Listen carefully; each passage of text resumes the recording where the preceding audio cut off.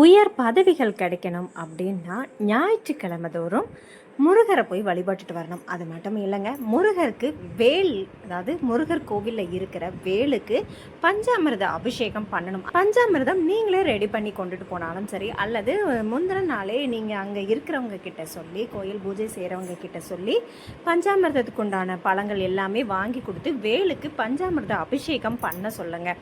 நிச்சயமாக உயர் பதவிகள் கிடைக்கும் அப்படின்னு சொல்லுவாங்க. கோவிலில் இருக்கிற முருகப்பெருமானுக்கு நீங்கள் கிரீடம் வாங்கி கொடுத்தாலும் கண்டிப்பாக உங்களுக்கு உயர் பதவிகள் கிடைக்கும். அது மட்டும் இல்லைங்க, இதை ஞாயிற்றுக்கிழமை நீங்கள் பண்ணணும்.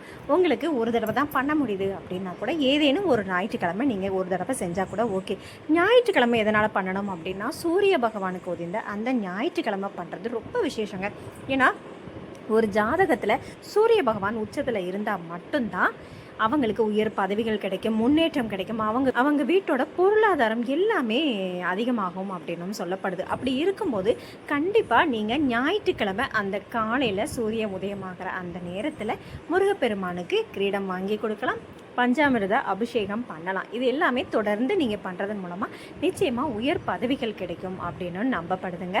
அது மட்டும் இல்லை, எனக்கு கோவிலுக்கு போக முடியல அப்படின்னு சொல்கிறாங்க. உங்கள் வீட்டிலேயே முருகர் சிலை இருந்தது அப்படின்னா கண்டிப்பாக முருகருக்கும் பக்கத்தில் இருக்கிற வேலுக்கும் பஞ்சாமிர்த அபிஷேகம் நீங்கள் தொடர்ந்து பண்ணிட்டு வரும்போதும் நிச்சயமாக வாழ்க்கையில் முன்னேற்றம் இருக்குங்க. பதவி உயர்வும் உங்களுக்கு கிடைக்கும்.